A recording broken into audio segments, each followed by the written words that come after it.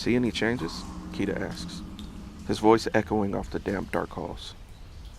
It's early morning and we're in the caverns under the Warlubera, using the spare few minutes we have between lessons to test out our theory about my ability.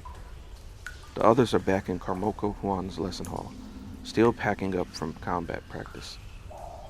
I've warned them to stay away until I'm more certain about Kita. I'm still not certain what his motives are. As he stands lookout at the end of the passage, I stare down at a bucket of water, my skin tingling feverishly. Death shrieks are caged in the next cavern over, and their muffled grunts and clicks are causing my blood to pool faster and faster, moving in tandem with all the mist now crawling around me. They secrete it whenever they're agitated, and they're always agitated down here. I examine my reflection, then sigh. My eyes are still boring and gray as they were 10 minutes ago. No differences, I say to Kita. I pick up the bucket to empty it, then stop and think. What if I get closer? What? No, they're not wearing their gags. Just keep watch, I interrupt, rushing away. The next cavern has me hollowed out into a makeshift stable, cages on either side. Lights flicker dimly in sconces, illuminating the rushes of the floor, the chains binding each cell's monstrous occupant. Death shrieks become more aggressive when they're in the same cage, so carbuncles separate them. There are about 20 here in total, the bulk of the death shrieks at the Bois du Vera. The remaining few were kept in other caverns. My skin prickles. My heart beats faster as I approaches them. The ones here aren't gagged, so a single scream could end me. But no, that's not true. I remember how it was in Erfurt. Everyone's ears bleeding while I alone stood alone, standing. It was the same thing when Katya died. I could hear the shrieks, feel their power, but I wasn't affected by them the way the others were. I just have to concentrate on my breathing, keep my mind on the present the way Karmoko Huan taught me. I'll be fine. Taking a deep breath for strength, I walk down the center of the caverns, aware of the gleam of predatory eyes, the rustling of chains of massive bodies stretching the corners. The heavy, pungent aroma clouding the cavern strengthens, as does a lighter, sickeningly sweet smell I cannot identify. I ignore the low groans, the fear rising inside of me as I walk over the largest cage, the central one. A subtle hissing starts between the cages as this one occupant slowly rises. Distinctive, silverly quill-like projections on his back immediately recognizable from our first evening at the Warlubera. When it staggers forward, massive body shimmering in the dull light, my mouth goes dry. Rattle. The alpha death shriek of all the ones here. The chieftain. I look up at him, at those eyes gleaming with hatred towards me. Go on. Scream, I whisper. I want you to. Something has risen inside me. A dark and abrupt feeling I would almost call rage, riddled through the razor's edge of another emotion, grief. I think of Katya. Think of those hateful claws ripping through her body, and I walk closer, just out of reach of his claws. I'm aware now that the other death shrieks stirring around me.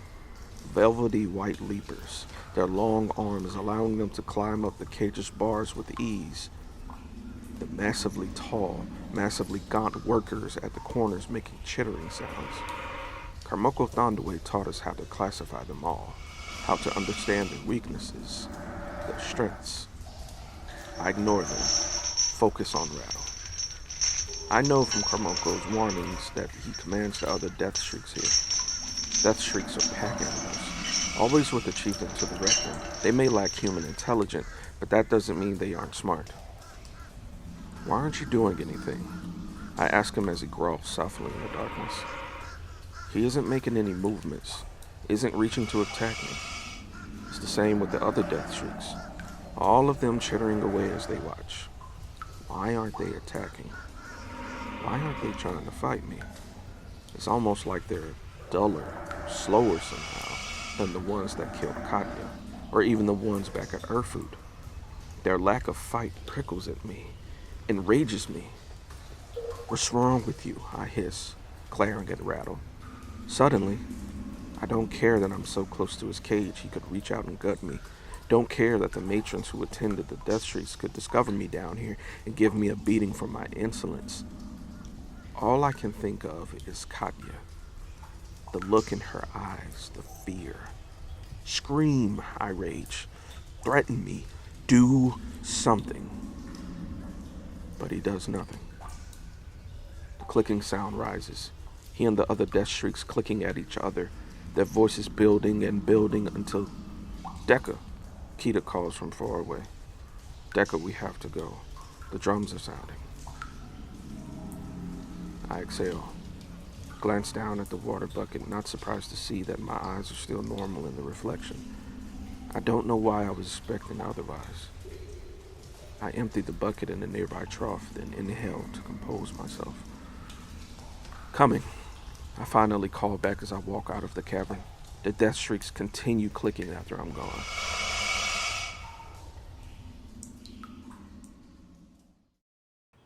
I emerge to find Keita waiting for me in the connecting passageway, worry in his eyes. The very sight grates on me. I don't know why he's pretending to care. What happened? He asks. Are you all right? Did they shriek? I shake my head. Nothing happened. And my eyes didn't change. At least I didn't see them do so in my reflection. He nods, seeming to compose himself well. That's disappointing, he murmurs. We walk down the passage, each of us lost in our own thoughts, until something shifts in the shadows. It's Ghazal, standing at the entrance to the next cavern. The one matron Nasra opened the floors 2 months ago. It's our classroom for battle strategy, the class where we learn how to conduct raids and how to fight effectively during the campaign. Neophyte Decker, she says. You will remain after the lesson. There is something Karmoko Thandwe wishes to discuss with you. This announcement sends a cold sweat down my back. I force myself to exhale away the panicked thought as I nod respectfully to Ghazal. Thank you for informing me, honored elder blood sister, I murmur. Satisfied, she walks into the main cavern. Kita and I following behind her, my muscles tense, sensing on high alert as I notice Karmoko Thandwe standing at the center, the other neophytes and their Urani already settling into the wooden desk before her. The lesson is about to begin. Please don't ask me about what happened with the death shrieks.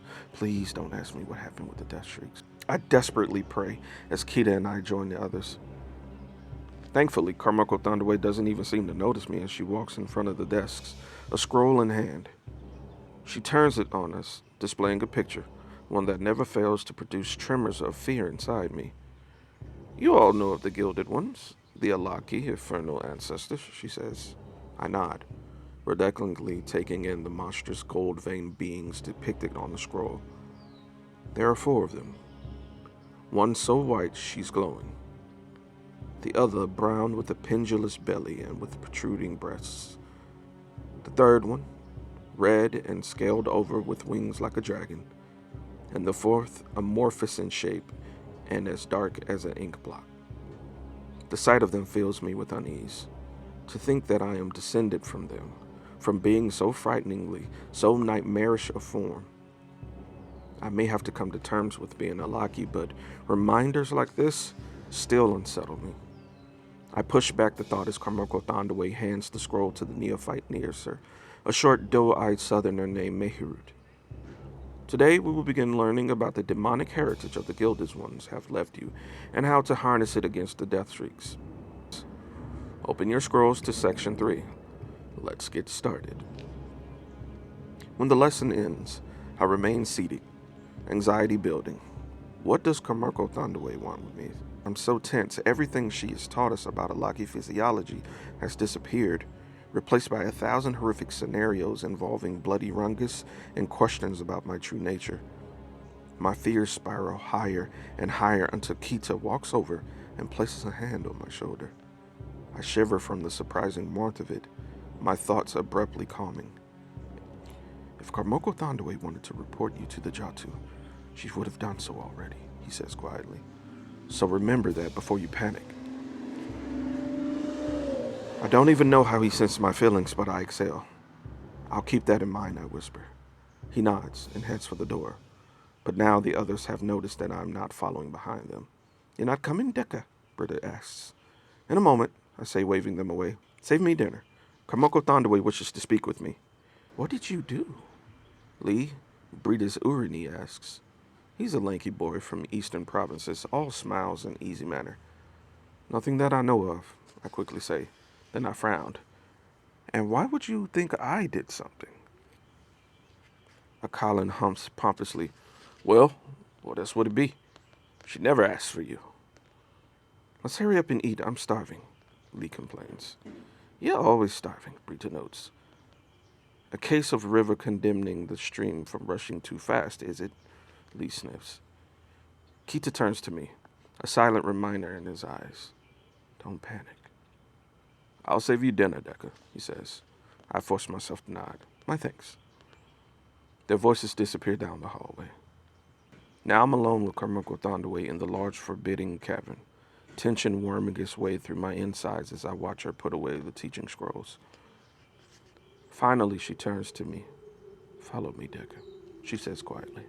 I nod. Yes, Kamoko. My nervousness grows as she leads me out of the caverns, up to a narrow stairway I've never seen before. Its side seems to gather closer the farther I go up. What does Camargo plan with me? What does she want to imprison me, study, and bleed me? No. Does she want to imprison me, study, and bleed me? My thoughts whirl faster and faster until finally I can't bear the anticipation any longer. I stop, apprehensive. Camargo Thandaway, I rasp. Yes? Is this about before? About what happened with the death shrieks? She turns to me with a frown, seeming confused. Something happened when the death shrieks came? I cannot recall. As I blink at her, perplexed, she steps closer, whispers in my ear, if something did, however, happen then, I would be wise to keep it to myself, would I not? Just as I would also be wise to explore it at a most opportune time. Shock washes over me like a wave. She's not gonna lock me away, study me like the death shriek cage under the Warthy Bearer. My muscles feel weak. My entire body feels unbalanced. I don't understand, I say, looking up at her. Kamako Thandaway shrugs. I have no intentions of hurting you, Alaki. You're Umu's daughter, are you not? I blink, startled at this casual acknowledgement after all my weeks of sneaking about. You knew about my mother? She nods. She was 4 years my junior, an admirable shadow, ferocious, determined. A pity what happened to her. She could have been a legend, but then she got with child. You, I presume. I nod, then glance up at her. So that's why she left. Because of me? She nods. It was quite the scandal. We shadows are not allowed to marry, so an execution order was sent out. Luckily, she had some noble as a benefactor who protected her, got her away in time. I can't imagine how she did it, running away in the last week of a rainy season, flooding everywhere. I'm grateful she survived. How is she? Dead, I reply in a daze now. The red pox. Kamako Thandaway blinks before she nods again. Then, did she live a good life? She was happy till the end. I look at her. I have a question. Was she like me? Did she have any abnormalities? As far as I could tell, she was perfectly human. Kamoko Thandaway looks down at me, her eyes piercing mine. Truth be told, of all the Alaki I've met in the 2 years since the Emperor's mandate, I've met none like you. None other. I stop mid-sentence when a familiar whistling piercings my ears. It's coming from the top of the stairs, where an open door leads to a private garden beside the courtyard. White hands? Is that what you call the Lady of the Akus? Kamoko Thandaway's eyebrows rise. She steps to the side, clearing space for me to go upstairs. She's waiting for you. Gasping, I rush up the stairs and out of the garden, where White Hand sits on a mound of pillows. A feast is spread out before her, and the Eku twins are curled at her side, stuffing themselves. The hazy, sweet scent from the water pipes curls around the garden, mingling with the warm evening air. The Lady of the Ekus, I gasp, hurrying over. Brahma, Massima, you're here. The twins look up from their meal of yellow apples and exotic fruit. Oh, hello, quiet one. Massima grins fondly. Have you missed us? Brahma adds, rising. I rush over, joyfully petting them, and then waiting as they nuzzle me. Massima begins nibbling on my hair, but I didn't even mind it. I've missed you both so much, I say, hugging them. How long has it been since I last saw them both, sweet-talking their way into eating all the apples in the wagon? I hug them even tighter, grinning when they hug me back. The world is so much more beautiful when we're around. Is that not true? Brahma muses with a flick of his black striped tail. Surely so, brother, Masama agrees. We make all things better. I blink to push back the tears burning my eyes. Well, you both certainly made my day better, I say, releasing them. Then I turn to White Hands, nervous. If it wasn't for her, I'd still be in the Earthfood, still be in that cellar, and now she's here. Why is she here? Lady of the Ekus, I say respectfully, walking over. White Hands will do, she replies with a wave of a hand. I'm quite fond of that name, actually.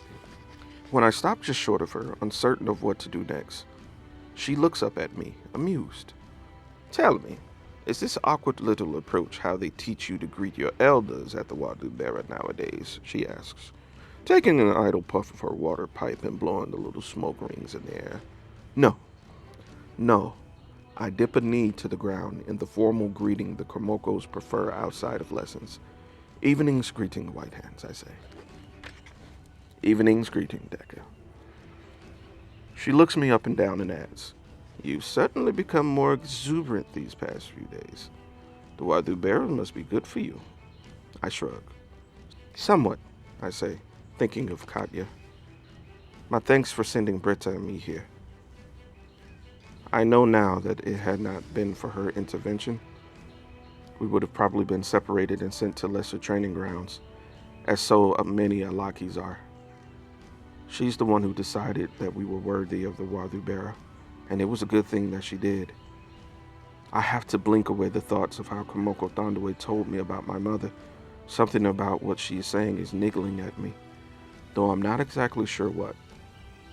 And how is our ever-cheerful Britta, she asks. I smile, even more cheerful now that she's tossing boys across the sandpits. Exuberance must be in the air. White Hands puts down her water pipe, then nibbles delicately on fruit. Imagine my surprise when I hear that you, of all people, are now bleeding yourself and calling yourself a demon. You. The Alaki who nearly dissolved into a puddle of shame every time I said the word cursed blood. I take it you're no longer unsure of the truth of my words. My blush heats me all the way to the roots of my hair. I didn't know she knew that I doubted the promises she used to lure me here. No, I am not, I say truthfully. The Wadubera is exactly as you promised. I am no longer ashamed of what I am, I say. No matter my origins, there's worth in what I am. To my surprise, White Hand gives a full-throated laugh. Ah! Well, that certainly is good to hear. And much better than you moping around in the wagon. It quite put me off my feet. Carambala. She offers me a plate of delicately yellowish green fruits shaped like stars. I shake my head. No, thank you, I say respectfully. We'll take it, Brahma says, a greedy gleam in his eyes as his fingers reach. No use letting good fruit go to waste, Masama adds. White Hand smacks their fingers. Not for you, she says sternly. You may go eat over there. Test the figs on that tree, she points. As they coos pout and canter away, she turns to me. Here's a lesson for you, Decker. When someone, particularly your elder, offers you food, you eat. This is the way of the southern provinces. I nod and hastily take the plate. My thanks, White Hands, I say. As I carefully sit across from her, I have a thought. Why are you here? Did you bring more girls to the Wardubera?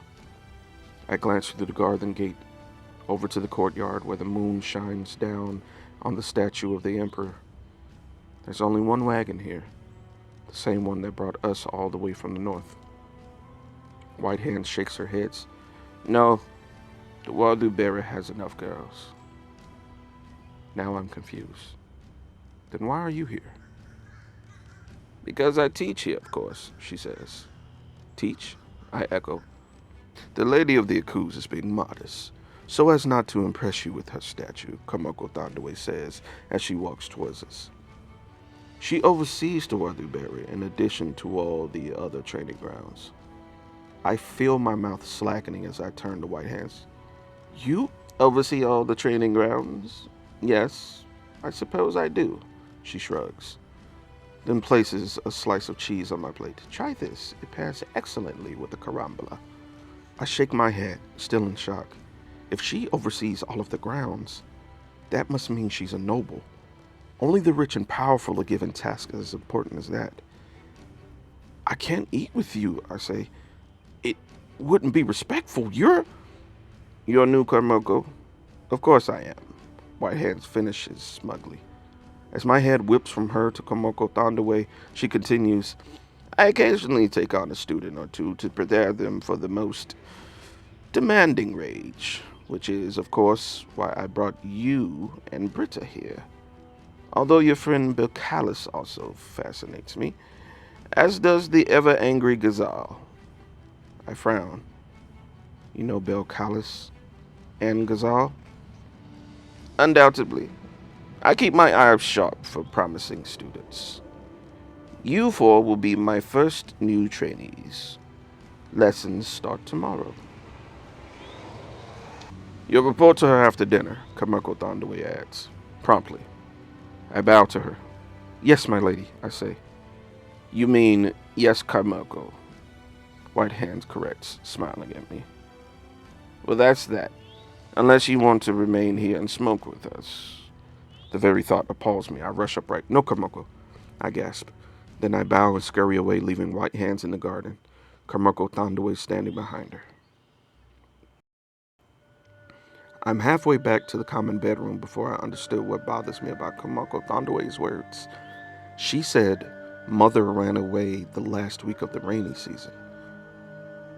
But I was born in the month of the Silver Woven, more than 10 months after that.